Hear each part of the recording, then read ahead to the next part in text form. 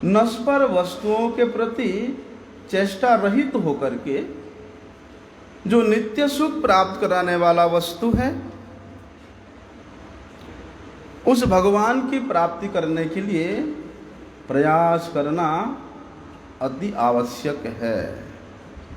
क्योंकि पार्थिव दुखों का निवारण करने के लिए जो चेष्टा है वो जीव का साध्य नहीं है, और उस पार्थिव सुख को प्राप्त करने के लिए जो चेष्टा है वो साधन के अंदर कभी आ नहीं सकता है। इसलिए उन पार्थिव वस्तुओं को प्राप्त करने के लिए जो क्रिया है, जो चेष्टा है, ना तो वो साधन है और ना उसके द्वारा प्राप्त होने के बाद दुख निवृत्ति करना ये हमारा साध्य है। दुख निवृत्ति इन सारी पार्थिव वस्तुओं को लेकर के। इसलिए बुद्धिमान पुरुष क्या करता है, इन समस्त अस्थाई वस्तुओं का अन्वेषण को छोड़ करके आत्मा के जो नित्य धर्म है, भगवान हरि का सेवा के लिए प्रयत्न करता है। किस प्रकार से भगवान का सेवा प्राप्त होगा, किस प्रकार से भक्तों का संगति प्राप्त होगा, उसके लिए बुद्धिमान व्यक्ति प्रयास करता है। इसलिए ऐसे जो प्रयासु है, इस प्रकार के जो भक्ति अन्वेषणकारी साधक है, अथवा जो अहितुकी भक्ति प्राप्त करने के लिए जो लालायित है, जिसके मन में अहितुकी भक्ति के प्रति लोभ है, लालसा है, उस व्यक्ति के लिए, उस साधक के लिए, उस भक्त के लिए, चाहे वो स्वर्ग की सुख हो, चाहे नाना प्रकार के मुक्ति हो, वे सब के सब उसके लिए अत्यंत तुच्छ समझ पड़ते हैं। तुच्छ अत्यंत है मालूम पड़ता है। प्रमाण क्या है? ध्रुव महाराज, ध्रुव जी ने भगवान का दर्शन किया, और भगवान का दर्शन करने के बाद इतना आनंद का अनुभव किया कि उसको भी वर्णन नहीं कर पा रहे, क्या आनंद था वो। कुछ बोल नहीं पा रहे हैं कि उस आनंद को मैं कैसे व्याख्या करूं, मैं किस प्रकार से उसको बतलाऊं। तब भगवान ने अपने शंख का स्पर्श कराया ध्रुव जी को। तब ध्रुव जी ने बोलते हैं कि या निवृत्ति स्तनभुताम तब पाद पद्म ध्यानात् भव जन कथा श्रवणेन वास्यात् सा ब्रह्मणि स्वमहिमन्यपि नाथमाभूत कित्वन्तकाशदुलितात् पतताम विमानात्। तो ध्रुव महाराज कहते वहां के कि हे भगवान, आपके चरण कमलों का सेवा प्राप्त करने के बाद, आपके नाम रस का आनंद को अनुभव करने के बाद, अथवा आपके जो परम प्रिय भक्त जन है उनके मुख से आपके महिमा से मंडित कथा को, प्रसंग को श्रवण करने के बाद जो आनंद की प्राप्ति होती है, बोलते वे आनंद कहीं भी नहीं मिलता। स्वर्ग की देवताओं को जो सुख प्राप्त होता है, जो आनंद प्राप्त होता है, उसकी बात कहां तक कहें। अरे ब्रह्मानंद भी तुच्छ लगता है किसके सामने? भगवान की कथा के सामने, भगवान की सेवा के सामने, भगवान के नाम के सामने अति तुच्छ मालूम पड़ता है। इसलिए जो बुद्धिमान व्यक्ति है, जो विवेकी जन है, वे क्या करते हैं? क्या उन तुच्छ वस्तुओं को प्राप्त करने के लिए लालायित होंगे, या भगवान का सेवा प्राप्त करने के लिए लालायित होंगे? कहते हैं साप ब्रह्मणि सब महिमन्यपि नाथमाभूत किंत्वन्तकाशदुलितात् पतताम विमानात्। अरे स्वर्ग की उन देवताओं की बात क्या करें, वे लोग तो काल के तलवार के द्वारा काटे जाते हैं, अर्थात जब तक उनका पुण्य है तब तक वे स्वर्ग में आनंद का अनुभव करते हैं।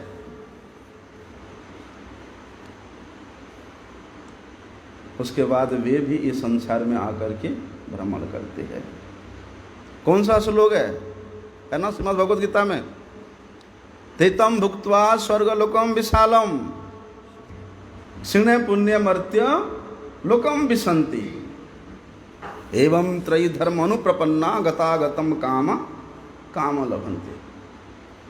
विचार करें तो तेतम भुक्त्वा स्वर्गलोक विशालम, स्वर्गलोक विशाल है। विशाल मतलब परिमाण में बहुत अधिक है।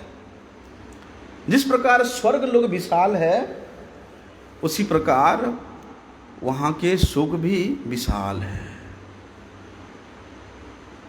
वहां के आयु भी विशाल है, वहां की आयु भी बड़ी लंबी है, वहां के भोग की सामग्री भी विशाल है, बहुत है।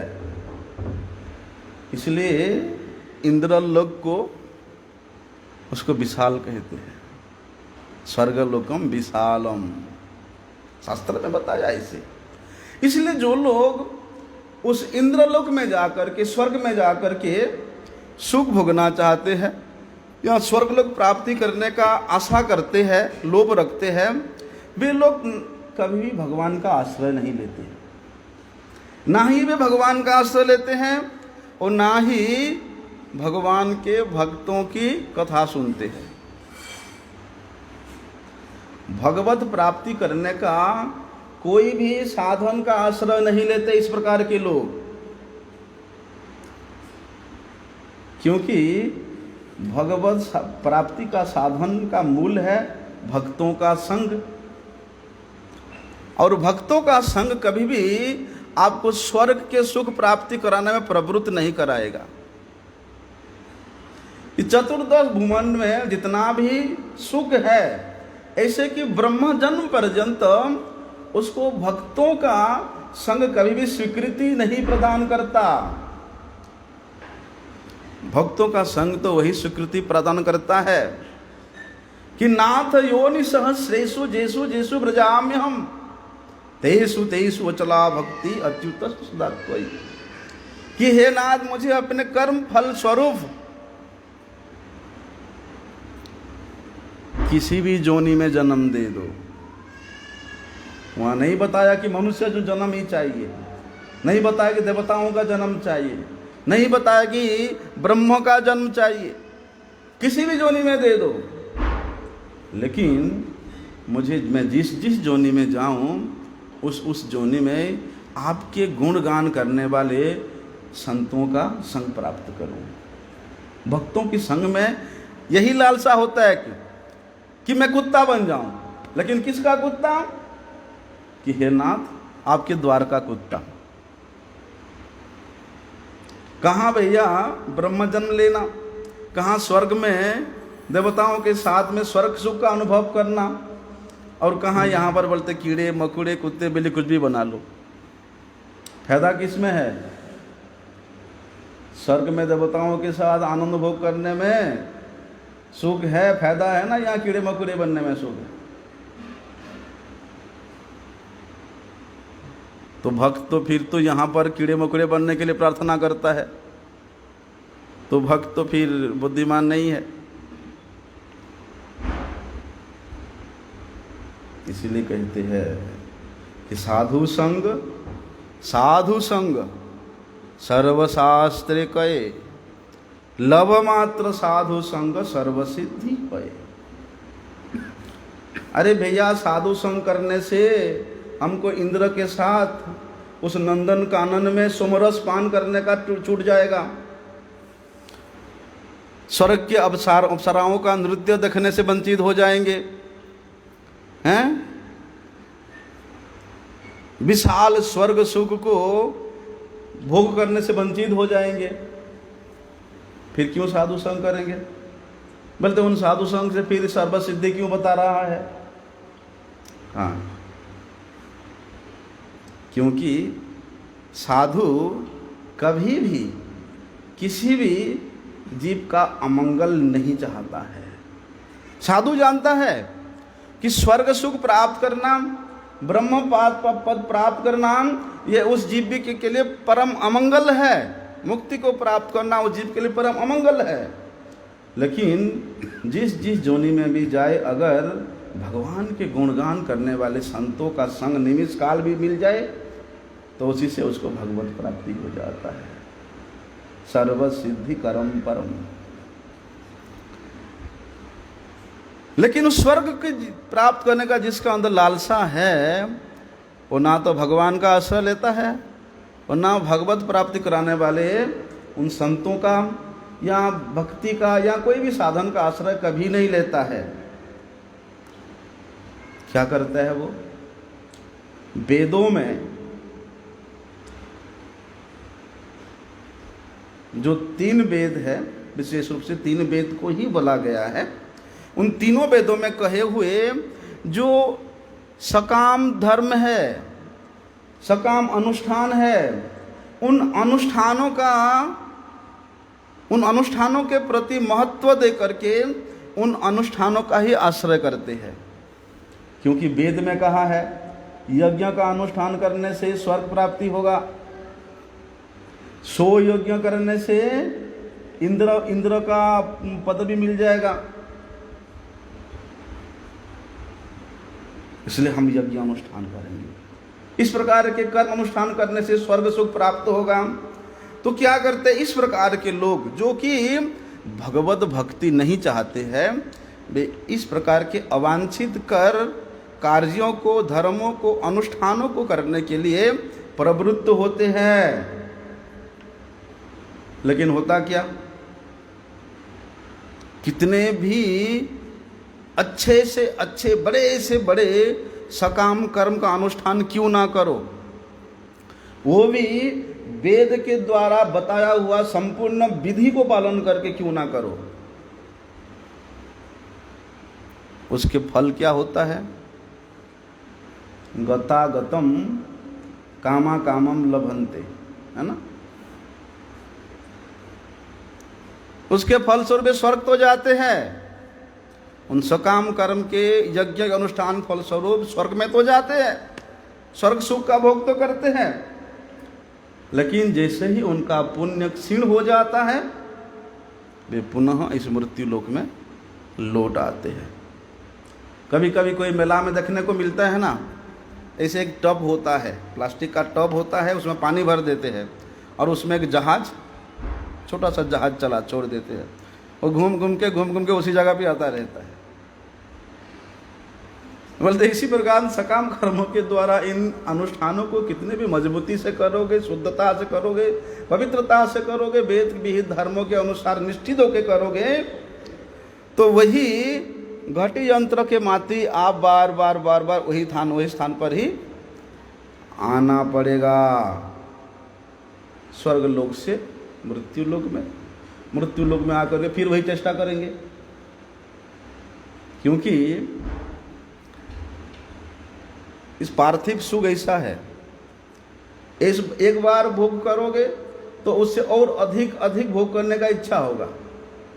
तो एक बार स्वर्ग का सुख ही क्यों ना है, तो पार्थिव सुख ही, उसको एक बार उसने चख के आ गया, भोग करके आ गया, इस मृत्यु संसार में आके फिर स्वर्ग प्राप्ति करने और अच्छा अनुष्ठान करेगा, ताकि स्वर्ग में और अच्छा पोजीशन में उसको सुख मिल सके। लेकिन कहते हैं कि ये संसार के जितना मनुष्य है, वे सब क्या करते हैं? भोगों के प्रति आकर्षित होते हैं, भोगों में ही लगे रहते हैं, है ना। लेकिन जो थोड़ा बुद्धिमान है, उन सांसारिक भोगों के प्रति आसक्त लोगों से, जो थोड़ा सा हाई क्वालिटी का है, थोड़ा बुद्धिमान है, वो क्या करता है कि अरे ये संसार के सुख ये तो उत्पत्ति भी होता है और विनाशशील भी होता है। इसके लिए इसके प्रति क्या प्रयास करना, उसके प्रति वो लोग महत्व नहीं देते हैं। महत्व देते हैं किसके लिए?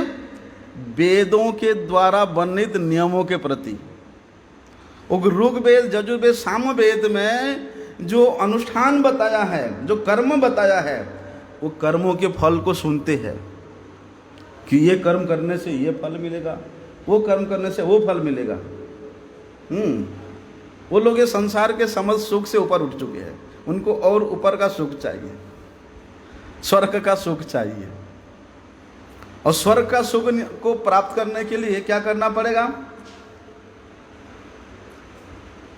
वेदों में जिस प्रकार से वर्णन है, वेदों के नियम के अनुसार चलना पड़ेगा। ये संसार के सुख प्राप्त करने के लिए जड़ विद्या का आश्रय लेना पड़ता है। जो जितना अधिक विद्या अर्जन करता है, विद्या गौरवे भ्रमी देशे देशे धन उपार्जन करी, वो जितना धन उपार्जन करता है वो उतना ही सांसारिक भोगों की वस्तुओं के प्रति, व्यक्तियों के प्रति, इसके प्रति आसक्त होता है। लेकिन विश्वनाथ चक्रवर्ती ठाकुर एक जगह में बताते हैं कि ये संसार में भगवान के भक्त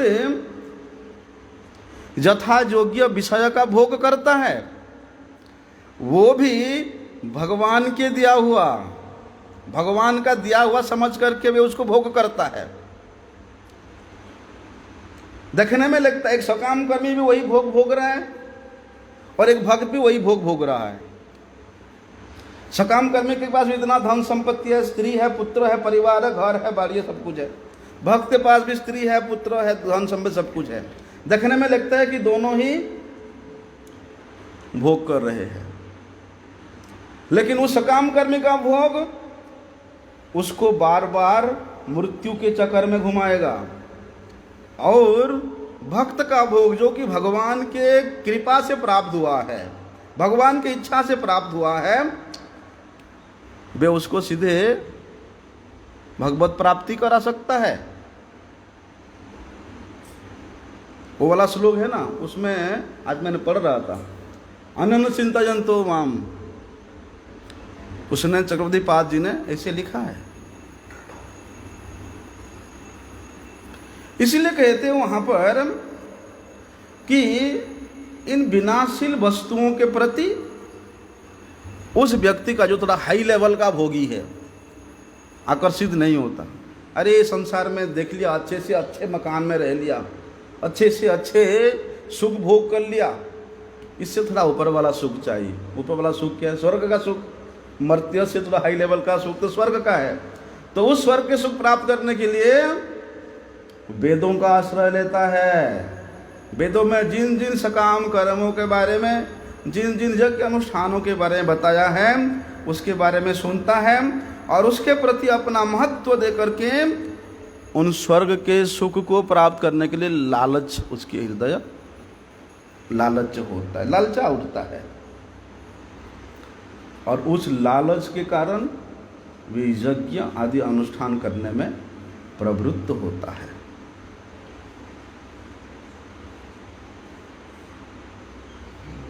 उसको है ना त्रिविद्या, वेदों की 3 प्रकार के विद्या में ही प्रवृत्त हो जाता है।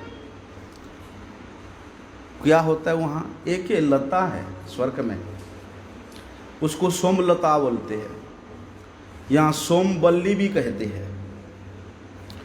तो उसके बारे में शास्त्र में ऐसा वर्णन है कि जैसे शुक्ल पक्ष में प्रतिदिन चंद्रमा एक एक कला बढ़ते बढ़ते बढ़ते बढ़ते पूर्णिमा को पूर्ण होता है ना? बोलते उसी प्रकार कृष्ण पक्ष में वही चंद्रमा एक एक दिन एक एक कला घटते घटते घटते घटते अमावस्या को वो क्षीण हो जाती है। उसी प्रकार स्वर्ग में एक लता है, उसका नाम है सोमलता, यहाँ सोमवल्ली कहते हैं। वो भी क्या होता है, शुक्ल पक्ष में प्रत्येक दिन एक एक पत्ता उसका उगेगा उस लता में, और 15 दिन में 15 लता से परिपूर्ण हो जाता, 15 पत्ते से परिपूर्ण हो जाता है। उसी प्रकार कृष्ण पक्ष में वो एक एक पत्ता झड़ झड़ के अमावस्या तक उसका पत्ता गिरते गिरते पूरे पत्ता गिर जाता है। कृष्णे पक्षे प्रगलति दलम प्रत्यहम चैकम एकम शुक्लम पक्षे एकम प्रभवती पुनर्लंबमान लता स्युः तस्या कंदः कलयितराम पुण्यमायम गृहीत बद्ध्वा सूतम कनक सहितम देहोलतम विधत्ते। तो वहाँ बताया है कि उस सोमलता के जो रस है उसको कहते हैं सोमरस। सुना है सोमरस के बारे में ना? देवता लोग जिसको पाते हैं पीते हैं, बोलते हैं वो स्वर्ग के मदिरा कहते हैं उसको, सोमरस को। वास्तव में वो मदिरा ऐसा है कि वो मदिरा का पान करने से स्वर्ग को जाने के लिए जितना भी प्रतिबंधक रूप पाप है वो खत्म हो जाता है। ऐसा है वो सोमरस। यज्ञ करने वाले उस सोमरस को क्या करते हैं? वैदिक मंत्रों के द्वारा अभिमंत्रित करके उसको पीते हैं।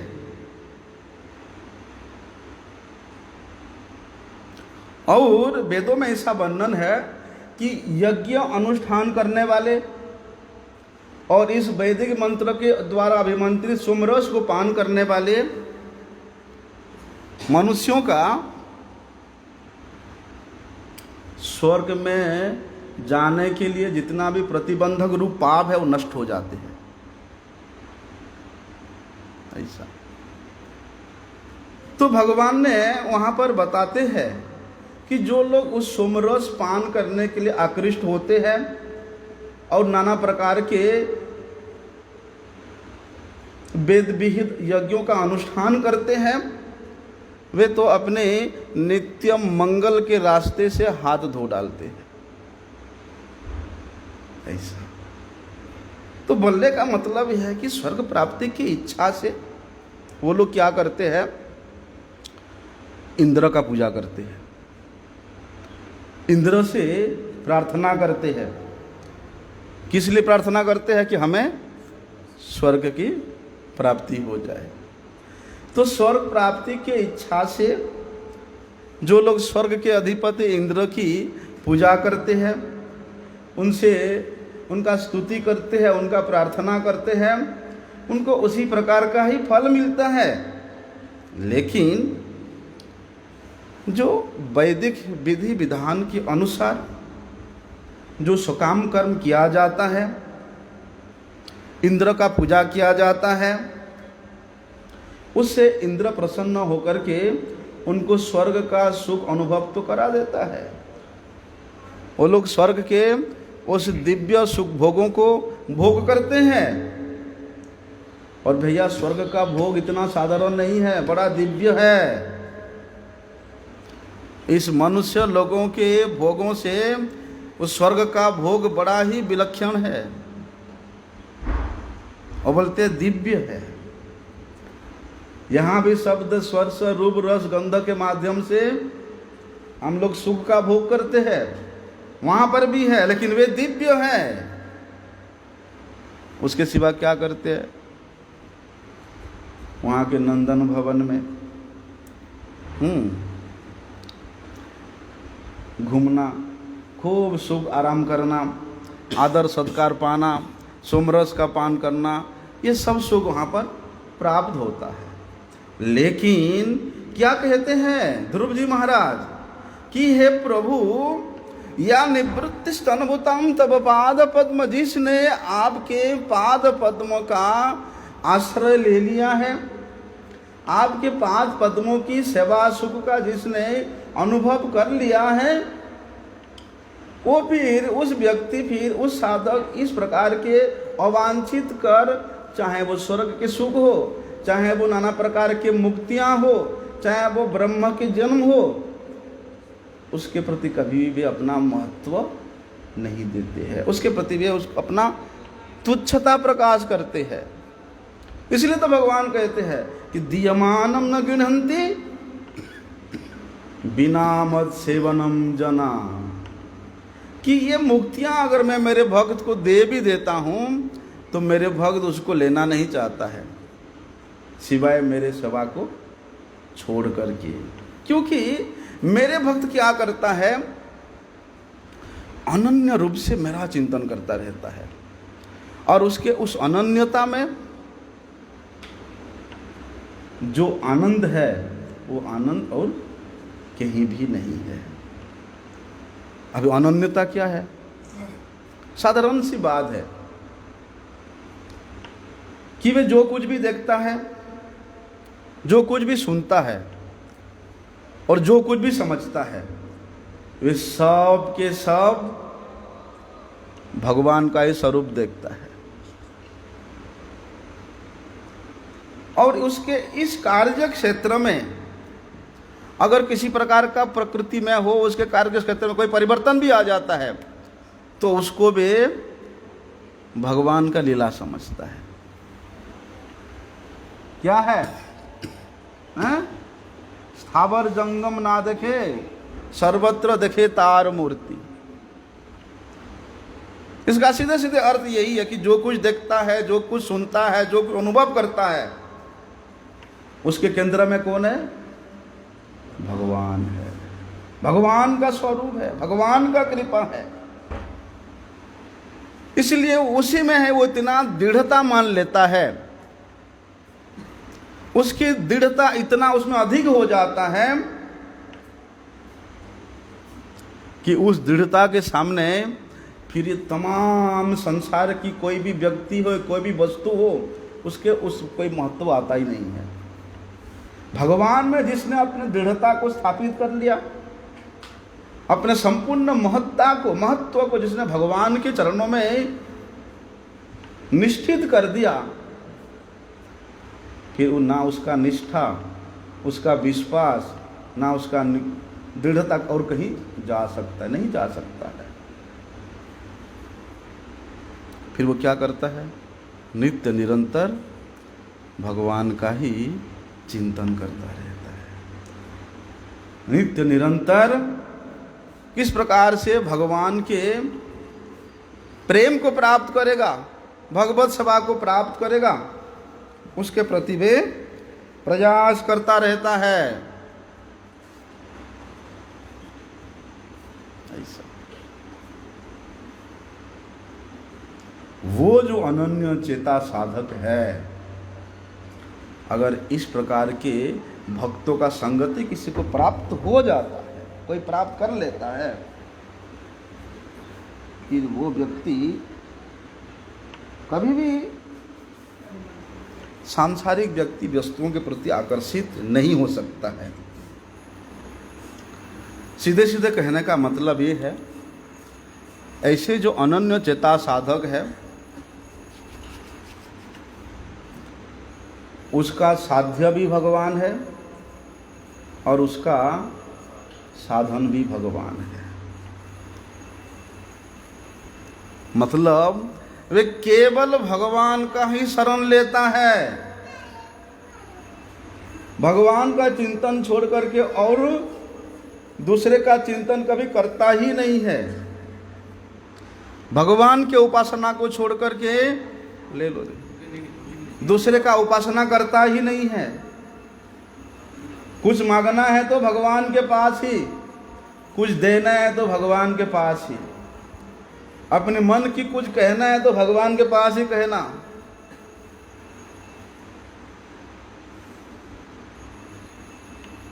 फिर उसके मन में दूसरे किसी का आश्रय लेश मात्र भी नहीं रहता, तो उसका ऐसा दृढ़ भाव रहता है। इस दृढ़ भाव के सामने भगवान अपने आप को उसको दे देते हैं। क्या है? दृढ़ता। दृढ़ता में ही निष्ठिता है, दृढ़ता में ही विश्वास है, दृढ़ता में ही रुचि है, दृढ़ता में ही प्रेम है, दृढ़ता में ही भाव है। लेकिन उस दृढ़ता को प्रदान तो करे भगवान के लिए और किसी भी व्यक्ति वस्तु के लिए नहीं, केवल भगवान के लिए। भगवान के सिवा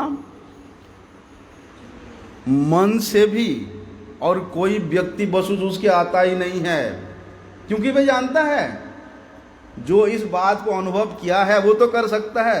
कौन सी बात को?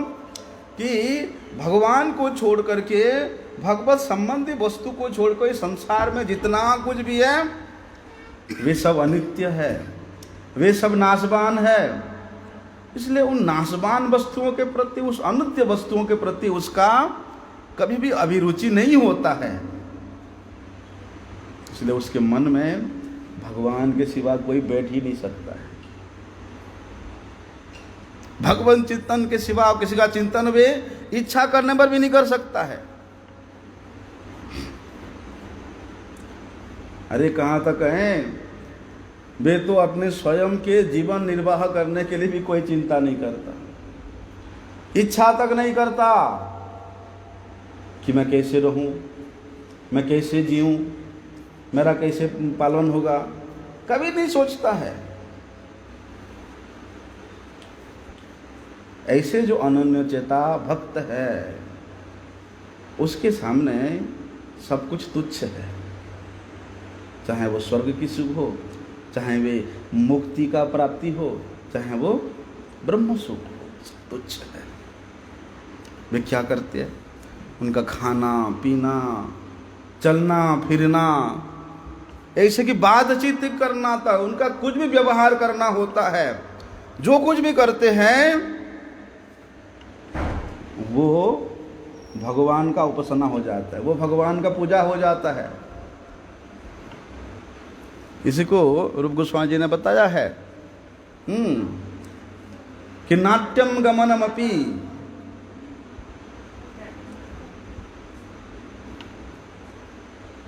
बोलते हैं ना कि ब्रज में यहाँ यहाँ सोते रहने से तपस्या हो जाता है, यहाँ कुछ भी बात करो भगवान का कीर्तन हो जाता है, यहाँ कहीं भी गमन करो वो परिक्रमा हो जाता है। लेकिन भैया किसके लिए होता है? इसके लिए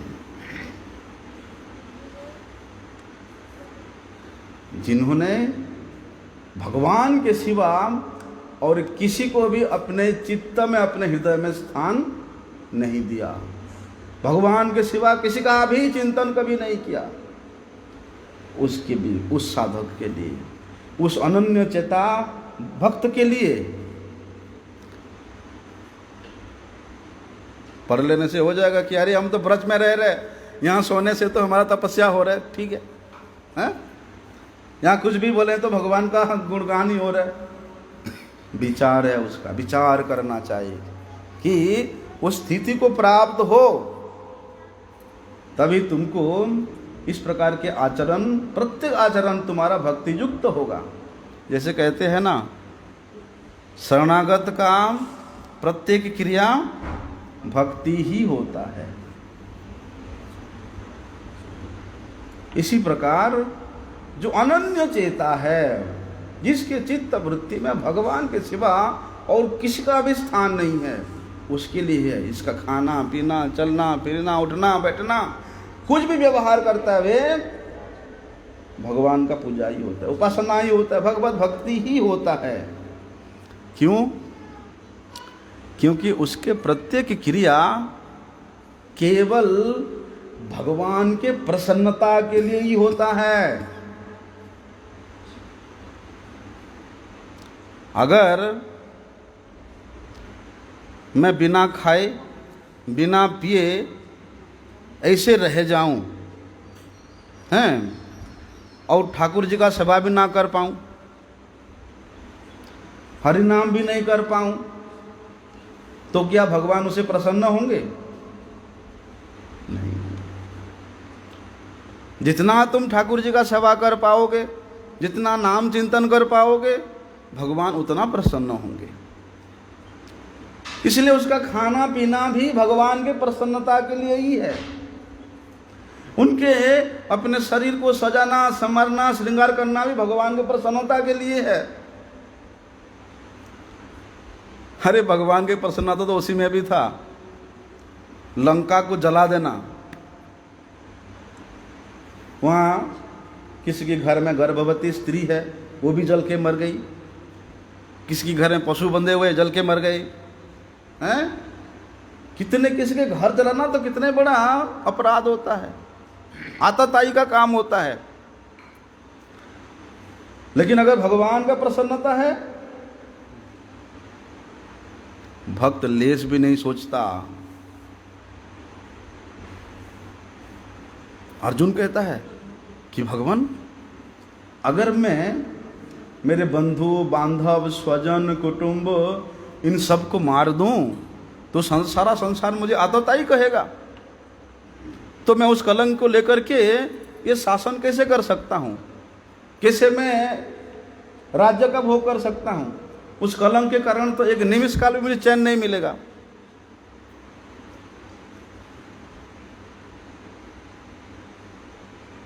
क्या अर्जुन भगवान का अनन्य चेता नहीं थे? क्या अर्जुन भगवान का भक्त नहीं थे? वो तो केवल अर्जुन को निमित्त मात्र बना करके भगवान शिक्षा दे रहे हैं। अर्जुन के मन में प्रवृत्त होकर के इस प्रकार के प्रश्न कर रहे हैं। स्वयं भगवान प्रसन्न कर रहे हैं निमित्त बना करके, और स्वयं ही उसका उत्तर दे रहे हैं। नहीं कि मेरे प्रसन्नता के लिए तुम कुछ भी करोगे, उसी से तुम्हारा कल्याण होगा, उसी से तुम्हारा मंगल होगा। तो ऐसे जो व्यक्ति, ऐसे जो साधक है, उसके लिए तो भगवान बिक जाते हैं, अपने आप को दे देते हैं। जो अनन्य होकर के भगवान का चिंतन करते हैं, भगवान की प्रसन्नता के लिए ही सब काम करते हैं। फिर तो भगवत गीता में बता दिया, क्या बताया? तेसाम नित्य अभियुक्तानाम, कि उसको फिर किसी प्रकार कोई चिंता करने की जरूरत नहीं पड़ता।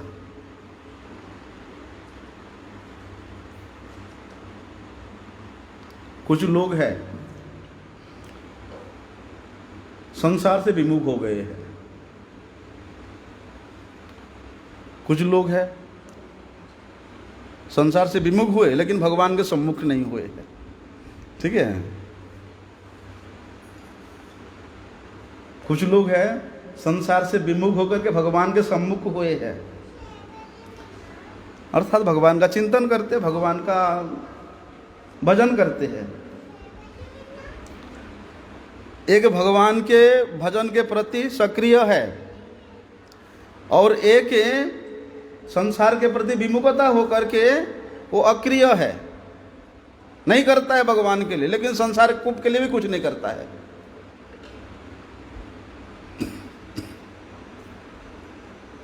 बोलते सभी अवस्था में अगर भगवत सेवा परायणता उसकी चित्तवृत्ति में आ जाए,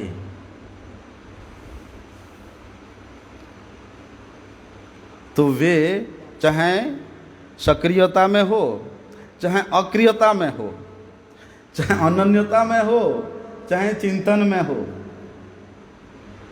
उसका क्रिया फिर भक्ति में ही गिना जाएगा, उसका क्रिया फिर भगवत उपासना में ही गिना जाएगा। और ऐसे व्यक्ति फिर करते करते करते करते भगवान की कृपा से वे नित्य युक्त हो जाते हैं। किसमें? भगवान की सेवा, भगवान के भजन में। तो ऐसे व्यक्ति के लिए भगवान कहते हैं कि उसका योग और क्षेम को मैं वहन कर लेता हूं। अभी योग क्या है? योग का कई प्रकार के अर्थ है। भगवान से जुड़ जाना योग है। वास्तव में जो अप्राप्य वस्तु है, उस अप्राप्य वस्तु को प्राप्त कराने वाला जो माध्यम है वो योग है। और जो प्राप्त हो गया है, जो वस्तु प्राप्त हो गया, उस वस्तु की रक्षा करना ही क्षेम है।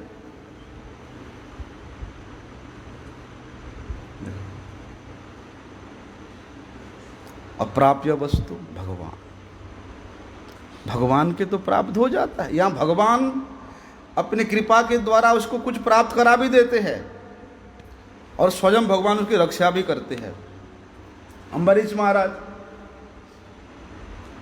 अम्बरीश महाराज को भगवान ने क्या दिया था? बोलते समस्त पृथ्वी का एक छत्र साम्राज्य प्रदान किया था।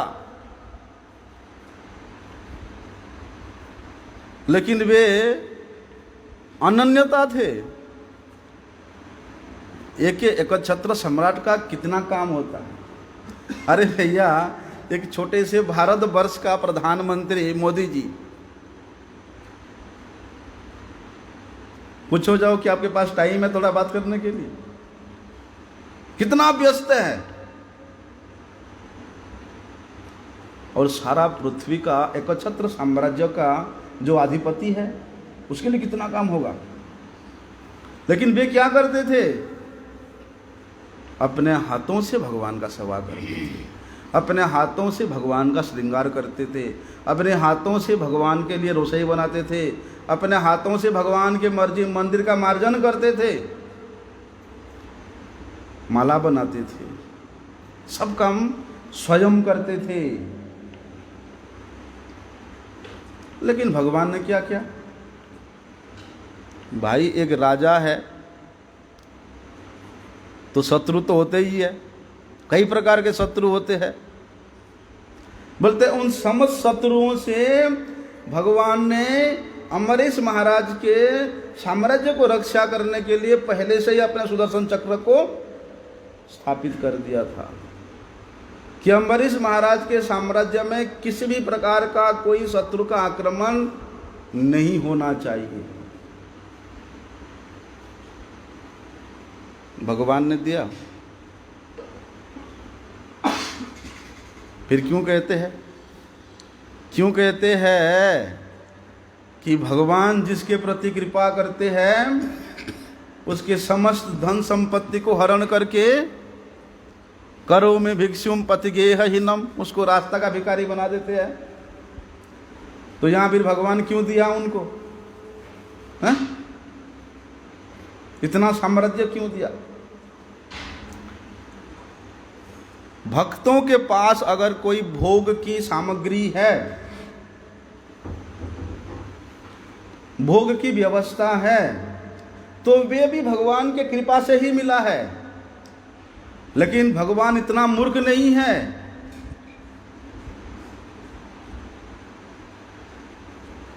अगर वही भोग की सामग्री, वही भोग की व्यवस्था उस भक्त के भजन में किसी प्रकार के बाधा डालते हैं, उस भक्त के मन में बाधा कहाँ से? अभिमान के कारण होगा। अगर अभिमान आ जाता है तब जाके भगवान उससे वो सब छीन लेते हैं।